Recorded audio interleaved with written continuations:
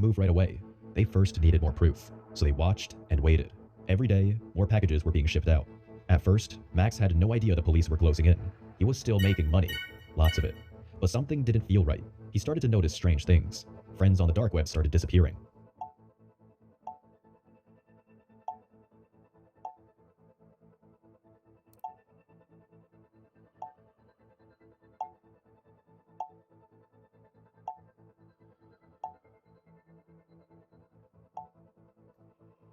Their accounts went dark. Max sent them messages. No reply. Hours later, someone else reached out. Max knew this was bad. More people were vanishing from the web. More dealers, more buyers. It felt like everyone was disappearing. He messaged one more friend. Then even Dumas Schwein went silent. Max was still selling, still making money, but something had clearly changed. No more chats, no more updates. He knew now. He had to be extra careful. Police had been watching the dark web for months. Weird packages kept showing up across Europe.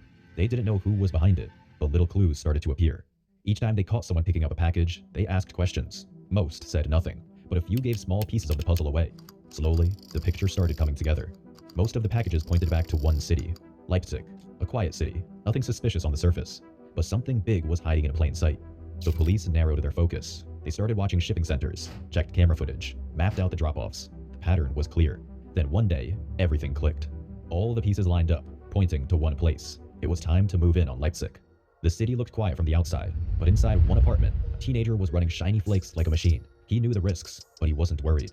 He had dozens of crypto wallets hidden in different places. If things went bad, he could vanish. But Max didn't want to disappear. He wanted to grow.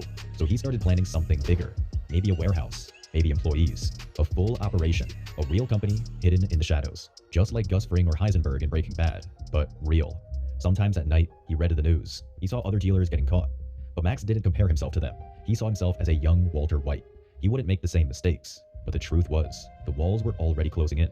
He just couldn't feel them yet. To him, it was just another morning. He had no idea it would all end today. Nothing seemed different. Nothing felt wrong.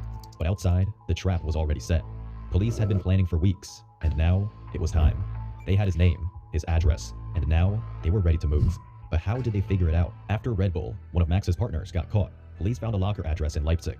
From there, they watched every package station in the city, until one face showed up again and again. That's how they found him.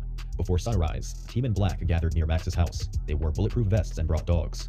And they moved in silence. They couldn't risk Max deleting anything, or getting away. Inside, Max was in his pajamas. His computer had just started up. One officer stepped forward with a black battering ram, a steel tool made to break down doors in seconds. The team held their breath. Everything had led to this moment. The first hit cracked the frame. On the second hit, the door flew open. Officers rushed inside. Police, get on the ground! Before he could move, they had him. They handcuffed him and took him away. But the real target was his room. At first, it looked like any other room, until they took a closer look. Stacks of shipping labels, envelopes, fake names, fake return addresses, rolls of stamps, boxes filled with pills, another box packed with gummy bears. In the closet, even more packages, all packed and ready to ship. On the desk, his laptop still open. And on the screen, the Shiny Flakes homepage